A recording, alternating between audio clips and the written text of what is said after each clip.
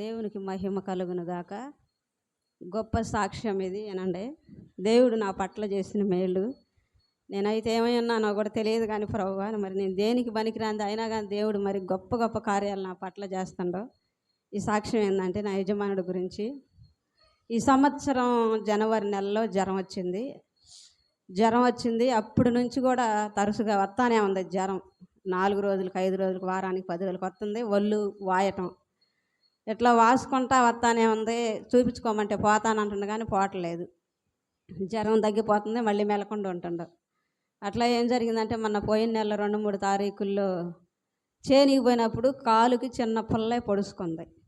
చిన్న పుల్ల పొడుచుకున్నందుకు ఆ కాలు వాసి చీము పట్టి అసలు నడవనేట్లేదు ఆ కాలు.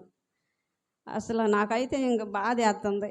ఏ పని చేసుకోవడానికి కూడా ఆరోగ్యం లేకపోతే పరిస్థితి ఏంటి నాయన, మా కుటుంబం పోషణ ఏంటి, ఈ పరిస్థితి ఏంది అని చెప్పని నేనైతే ఇంకా అసలు ఏడిచి అడిగే, దేవా నీ చిత్తం అయితే నువ్వే సహాయం చేయి ప్రభువా అని అడిగినప్పుడు మొన్న ఏం జరిగింది, ఆ కాలు ఇంకట్ట పెట్టుకొని పొమ్మంటే ఎప్పటికీ పోవట్లేదు అసలుకి.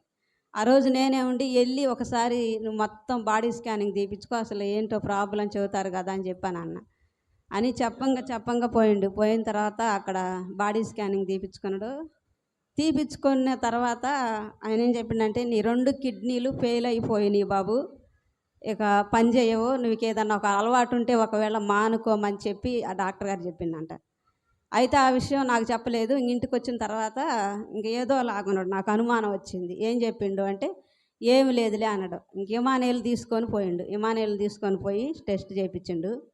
ఆ రిపోర్ట్లు ఇచ్చి ఇట్లా ఉండాలని చెప్పి ఆ రిపోర్ట్లు చేతికి ఇచ్చిండు. అసలు ఆయన బాడీ స్కానింగే తీపించుకుంటే దానిలో 2 కిడ్నీలు ఫెయిల్ అయినాయి అని వచ్చిందని చెప్పని ఆయన డాక్టర్ గారు చెప్పారు.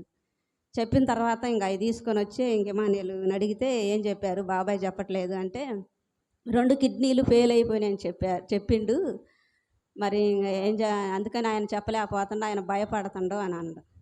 సరేలే అని చెప్పి నేనైతే ఇంకా అడిగా, ప్రభువా మేము ఈ సంవత్సరం మరి ఎంతో అప్పు చేసి వివాహం చేసాము, ఇట్లాంటి పరిస్థితి అయితే మరి మా పరిస్థితి నీకు తెలుసున్నదే, మరి నీకు ఇష్టం అయితే నీకు ఏదైనా సాధ్యమే, నీకు అసాధ్యమైందంటూ ఏది లేదు, నువ్వు ఈ కార్యం చేస్తావని నేను నమ్ముచున్నాను ప్రభువా, ఉన్నదాన్ని లేనట్లుగా చేయడానికి అది నీకు ఒక్కడికే సాధ్యం, నువ్వు మాట్లాడాలి నాతోటి అని చెప్పి నేను చూపించుకొని ఆ రోజుకు వారం అయింది. నాకు కూడా ఆరోగ్యం సరిగ్గా ఉండక 4 గంటలప్పుడు వచ్చి నేను అక్కడ కూర్చున్నా, ఒక్కదాన్ని ఎవరు లేరు. 4 గంటలప్పుడు వచ్చి అక్కడ కూర్చుంటే ఇంకా ఒక స్వరం మాట్లాడుతుంది నాతో, ఎందుకు ఏడుతున్నావని.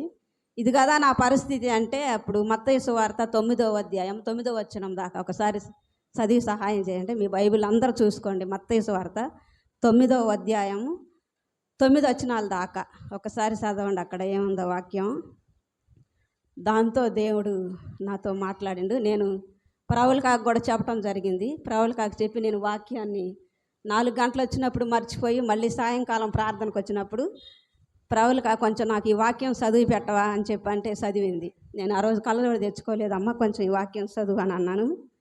చదివింది. మరి అక్కడ ఆయన పచ్చివాయం కలిగిన వాని గురించి రాయబడింది. పచ్చివాయం కలిగిన 4 మనుషులు మోసుకొని వచ్చినప్పుడు అప్పుడు నేను అడిగా, ప్రభువా మరి లాజరు అయితే చనిపోయినప్పుడు ఆయన రాలేదు కదా, ఆయన సహోదరులే కదా వచ్చింది. 21 సంవత్సరం నేను రక్షింపడిన కాడ నుంచి యజమాని గురించి అడగని రోజు లేదు ప్రభువా, నీకు ఇష్టమైతే చచ్చిపోయిన లాజరును బ్రతికించినోడికి నీకు అసాధ్యమైంది ఏమన్నా ఉందా ప్రభువా, నీకు ఇష్టమైతే నువ్వు నాతో మాట్లాడవా అని 1 గంట సేపు కన్నీళ్ళు విడిచి అడిగినప్పుడు ఆ వాక్యాన్ని చదువుమని చెప్పి మాట్లాడిండు. ఇంకా గంట సేపు అయిన తర్వాత నేను ఇంటికి వెళ్ళాను. మళ్ళీ రిపోర్ట్కి వెళ్ళాలి. రిపోర్ట్కి వెళ్తే అక్కడికి వెళ్ళిన తర్వాత మళ్ళీ మా అబ్బాయి ఏం చేసిండు, ఇక్కడ కాదులే అని చెప్పని గుంటూరు దాటిన తర్వాత ఏంజలి హాస్పిటల్ అంట పెద్దది, దాంట్లోకి తెలిసిన అబ్బాయిని ఇంకొక అబ్బాయిని తీసుకొని అక్కడ తీసుకుపోయారు.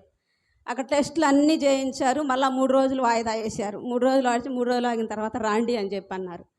అంటే మళ్ళీ అక్కడ ఒక టెస్ట్ రాసి పొట్ట వరకు స్కానింగ్ ఇక్కడ బయట తీపించుకోమని చెప్పి పంపించారంట. ఆ పొట్ట స్కానింగ్ పోయిండు ఆ రోజు. నేను ఆ రోజు మళ్ళీ 4 గంటలప్పుడు వచ్చి అక్కడ కూర్చున్నాను, ప్రార్థన చేసుకుంటున్నాను.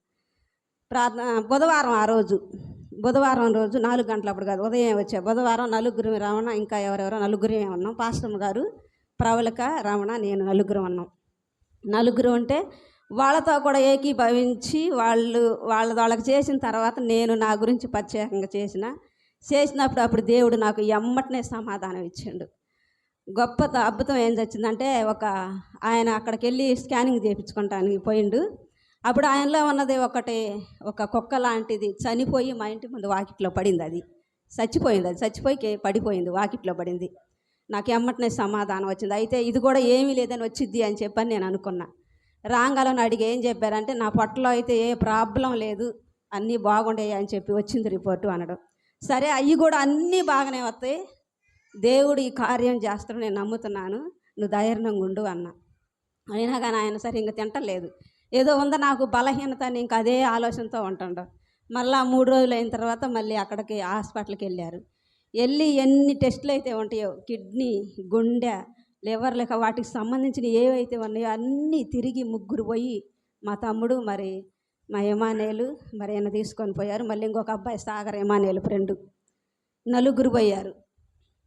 4 పోయి తిరిగి మొత్తం అన్ని స్కానింగ్ మొత్తం మళ్ళీ రిపోర్ట్లు అన్నీ ఫస్ట్ నుంచి బ్లడ్ ప్యాసు అన్ని రిపోర్ట్లు మొత్తం తీయించారు. మొత్తం తీపిస్తే దేవుడు అక్కడ చేసిన అద్భుత కార్యం ఏంటంటే, ప్రతి రిపోర్ట్లో కూడా నీకు ఏమి లేదని వచ్చింది. అన్ని రిపోర్ట్లు, ఒక్క రిపోర్ట్ కాదు, ఎన్ని అయితే మనకు అవయవాలు ఉంటాయో అన్ని అవయవాలు కూడా నీకు ఏ ప్రాబ్లం లేదు బాబు అని ఒకళ్ళు కాదు 2 డాక్టర్లు, పెద్ద డాక్టర్లు చూసి, నీ ప్రతి అవయవం కూడా ఎక్కడ ఎలాంటి ప్రాబ్లం లేదయ్యా, నీ బ్లడ్లో కూడా మార్పు లేదు, కానీ ఒక్కటి చిన్నది థైరాయిడ్, అది ఇప్పుడే వస్తుంది నీకు, అది కూడా ఇంకా రాలేదు, వస్తుంది, అదేమి చేయదు బాబు, నీకైతే ఎటువంటి అనారోగ్యం లేదు, నీ అవయవాలు మొత్తం బాగుంటాయని. దేవుడు చేసిన కార్యాలు అసలు అవి కంటికి కనబడవు, చెవికి వినపడవు. అసలు ఇట్లాంటి గొప్ప గొప్ప కార్యాలు నాకు దేవుడు మరి చేసిండు. నేను అసలు 1 గంట సేపు ఇక్కడ కూర్చుంటే చాలు, ఎమ్మటనే సమాధానం. నేను ప్రార్థన చేసి ఎక్కువ ఏడితే ఆయన ఊరుకోడు, ఎక్కువ ఏడంగానే ఆమెను అంటాడు. నేను ఎవరో వచ్చారని కళ్ళు తెరితే కానీ అక్కడ ఎవరో ఉండరు. నేను ఏడవటం కూడా ఆయనకి ఇష్టం లేదు. 1 గంట సేపు ఏడిస్తే చాలు, ఎమ్మటనే ఆమెను అంటాడు.